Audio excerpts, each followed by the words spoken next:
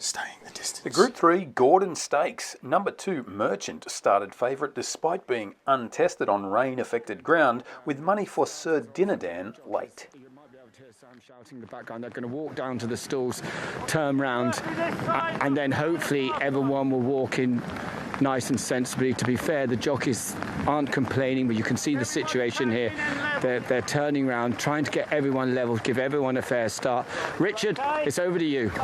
Thanks, Luke. Yeah, away they head, and a pretty good line. Wimbledon Hawkeye was a little bit slow away, as Dinadan is one of the first to show, racing on the outside of the nose bandage too soon through the first furlong. Rahabe also pushes forward in the yellow colours with Galveston, as Dinadan is happy to take the trail. Wimbledon Hawkeye just ahead of Windlord's Pink Cat, and right at the back is Merchant, as they're making their way round the top loop and heading towards the final 10 furlongs. And it's Too Soon who settled down in front, attended by Dinadan, who races 3/4 of a length away in second place. Yellow Jacket of Rahabe just ahead of the white cheek pieces, yellow colours of Wimbledon Hawkeye, with 2 lengths to Galveston, who races on the inside of Merchant, who's virtually eclipsed there in the pale blue colours.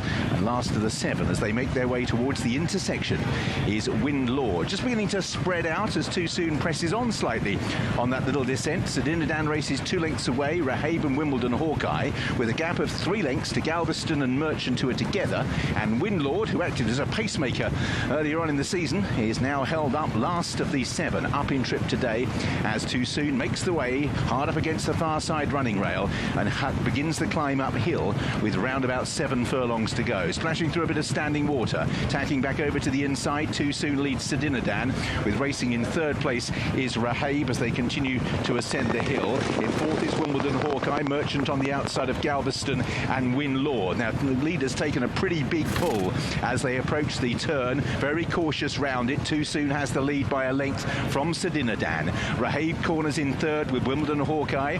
That steadying of the pace has allowed the pack to close, with Merchant racing on the outside of Galveston, and still Windlord is the back marker as they make their way running downhill. Too Soon grimacing out in the lead, no goggles for Tom Quealy, leads Dinadan, who's pushed along Wimbledon Hawkeye and Rahabe. Merchant tries to creep closer, so does Windlord as they head right up the middle of the track and edging over towards this near side. Too Soon still sitting quietly. Wimbledon Hawkeye, Dinadan is being ridden along. Merchant is now asked for the effort. Rahabe on the left-hand side, Windlord trying to creep into contention as Wimbledon Hawkeye takes over with 2 furlongs to go. Merchant now moves out to try and challenge. Rahabe is in 3rd place, then behind these Too Soon, but it's Wimbledon Hawkeye who leads with a furlong to go. From in 2nd place, Merchant, who's pulled out to try and deliver the challenge. Wimbledon Hawkeye by a neck. Merchant hasn't yet got by as they race inside the 150 yards. Wimbledon Hawkeye, Merchant tried to deliver a challenge. Wimbledon Hawkeye and Merchant go for the line together in the Gordon. Close. Far side Merchant and Wimbledon Hawkeye. 5 lengths to Windlord, who showed back in 3rd. Then came Rahabe, Too Soon, Dinadan and Galveston. Merchant up the centre of the track. Looks as if he made... Merchant got the money.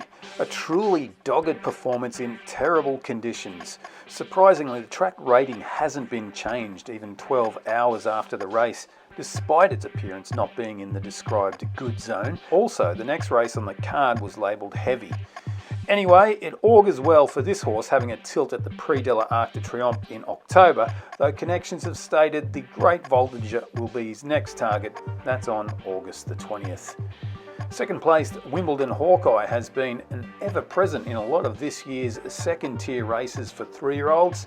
He's nominated for the Great Voltager also, and on a Melbourne Cup tangent, as this is Staying the Distance, the Melbourne Cup and Horse Racing channel, it's helpful to know that Wimbledon Hawkeye is owned by the same connections that raced Big Orange in the 2015 Melbourne Cup. Yeah, needed a brave horse there, to be honest with you. Wimbledon Hawkeye got a good, nice run down the hill and sort of kept building momentum. And to be honest, this lad, I don't think he hated the ground. To be honest, like I kept thinking I was in trouble and kept just gritting his teeth a bit and digging a bit more. And he's done well to have his nose in front of the line because he was struggling on it.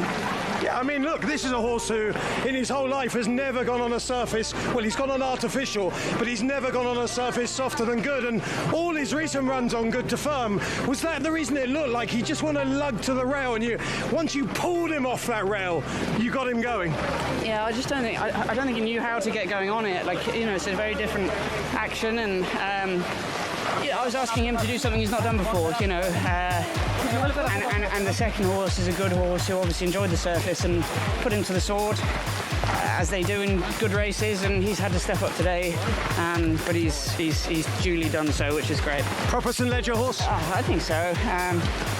Look, the trouble is, if you didn't love that ground, the likelihood of getting a fast ground ledger is sort of slim enough, but if it were to happen, yeah, I'd be totally looking forward to riding him there.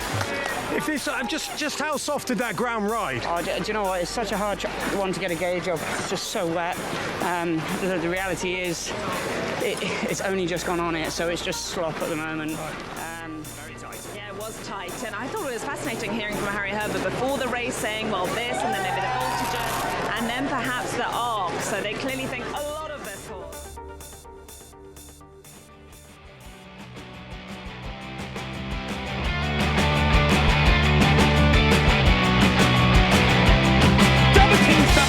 Will commence again if you try to take our firearms.